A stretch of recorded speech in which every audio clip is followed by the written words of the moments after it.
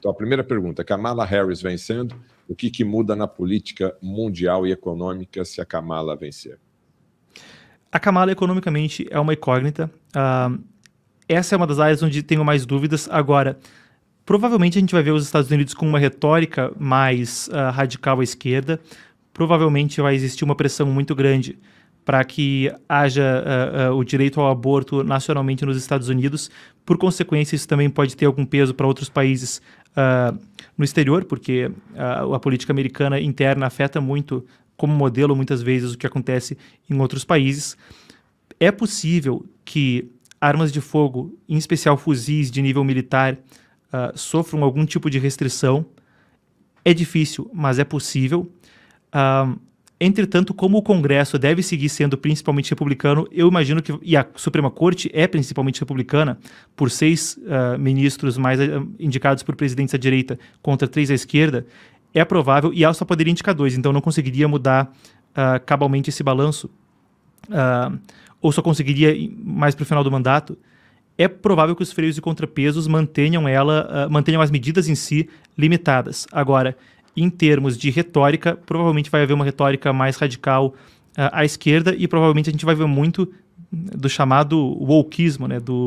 Muito da chamada lacração. Ela vai ter uma retórica mais à esquerda e vai ter essa pauta identitária, alguns jargões que a gente identificaria com o PSOL e partidos mais da esquerda liberal no Brasil. E o dólar? O dólar valoriza ou desvaloriza sobre a gestão da Kamala Harris? Eu imagino que... Betete, eu vou ser 100% sincero. Quando eu posso responder, eu respondo. Essa informação eu não teria como te precisar sem ser um pitaco, então não seria análise, seria só palpite. Economicamente, eu imagino que ela não vai tão bem, mas aí é só imaginação minha. Agora, como Trump... é provável... Só uma última coisinha da Kamala para a gente ressaltar essa diferença. É provável que, exteriormente, os Estados Unidos forcem a mão em termos de ceder suas capacidades internacionais para organizações multilaterais, que é uma marca do governo Biden. Muita gente fala que ele se dá bem com líderes da OTAN, e em particular alguns líderes do G7, de organizações multilaterais, etc.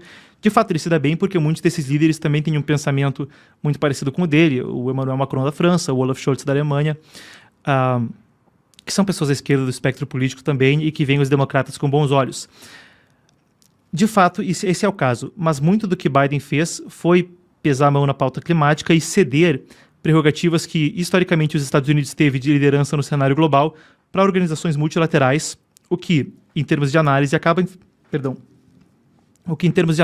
enfraquecendo a posição dos Estados Unidos em termos de prerrogativa, de tomada de decisão, de pressão internacional, e acaba cedendo isso para organizações como a Organização das Nações Unidas e outras instituições multilaterais, outros órgãos, G7, G20, OTAN. É uma postura mais de consultar tudo com parceiros e ceder coisas que os Estados Unidos historicamente fez, como o, aspas, líder do mundo livre durante a Guerra Fria, para outros países, para outras organizações, e de forma preocupante, talvez, para o público americano, para burocratas não eleitos, que é uma crítica que muito se faz, isso é um jargão no discurso público americano. Em contraste com o governo Trump, eles têm muito isso que eles falam da política de America First, América em primeiro lugar. Então, é possível que se veja um retorno à postura de desconfiança, de muito ceticismo quanto à Organização das Nações Unidas e organizações multilaterais. Vale lembrar que o Trump, no auge da pandemia, disse que ia parar de dar dinheiro para a Organização Mundial da Saúde porque entendia que eles não haviam conseguido demonstrar independência em relação ao Partido Comunista Chinês. Então, ações que ele toma com uma postura que era mais comum no século passado, dos Estados Unidos puxarem para si a prerrogativa de liderança internacional e entregarem menos isso para organizações multilaterais como a Organização das Nações Unidas. Outro exemplo, ele disse que os membros da OTAN, se não estiverem fazendo o investimento da parcela do PIB como se requer, se recomenda 2 a 3%, né?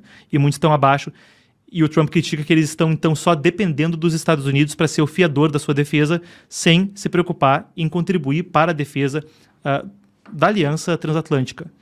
Então, aí são alguns exemplos de como na política exterior isso pode se refletir. Com o Trump internamente, eu vejo que provavelmente a questão do aborto, ele deve falar pouco dessa pauta, deve pessoalmente dizer que ele é contra, mas reiterar que os estados têm a prerrogativa de legislar a respeito do assunto. Ele não deve, diz ele nos discursos de agora, proibir o aborto federalmente, mas ele deve, ao invés, deixar que não haja uma regulação federal a respeito e permitir que os estados legislem como achem melhor, que é o estado que está agora.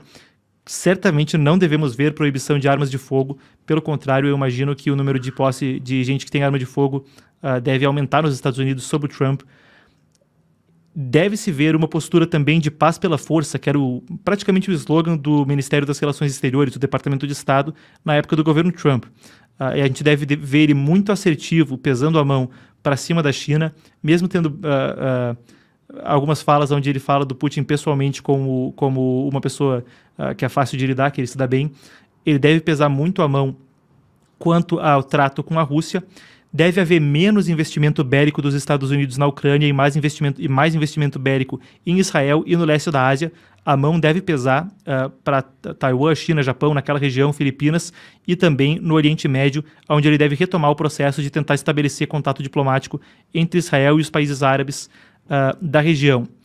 Última coisa, em termos mesmo de próximas eleições e votação, a Kamala deve pressionar para a aprovação de legislação, de medidas legislativas que facilitem o voto à distância, formas de votação não convencionais. Deve até flexibilizar em dada medida para quem não é documentado nos Estados Unidos. Ela deve tornar mais fácil o acesso ao voto. No Trump, eu imagino que eles devam pressionar por regras para mais transparência, para ter um acesso ao voto mais restritivo. Então, isso são algumas questões, claro, não vai dar para passar por tudo, mas em termos gerais é por aí. Um minuto. Maduro, Venezuela. Um minuto. O que você acha que vai... Eu não tenho a menor ideia do que vai acontecer. O que eu posso falar é que eu torço que aconteça. É que a Venezuela, que é um país amigo, um povo irmão, um país vizinho, consiga se ver livre da tirania que tem sofrido aí... desde o governo Chávez, mas em especial desde 2013. Eu posso trazer os dados para o público. Em 2020, Maduro foi indiciado pelo Departamento de Justiça dos Estados Unidos como um narcoterrorista, um narcotraficante, despejando 250 toneladas de cocaína na fronteira sul dos Estados Unidos. O Center for Secure and Free Society, think tank americano, estima que cerca de 1/4 da cocaína do mundo, ou 450 toneladas anuais, sejam traficadas com logística, algum tipo de apoio, algum tipo de envolvimento em alguma etapa do processo do regime venezuelano. É o maior êxodo em tempos de paz, creio eu, da história recente do mundo. 7,7 milhões de pessoas que saíram de lá sem nenhuma guerra, a não ser a guerra das ideias da tirania, do socialismo contra o povo venezuelano. Então a gente espera que eles possam encontrar um caminho pacífico para sair disso e, por certo, as declarações de banho de sangue de Maduro, etc., são todas muito preocupantes.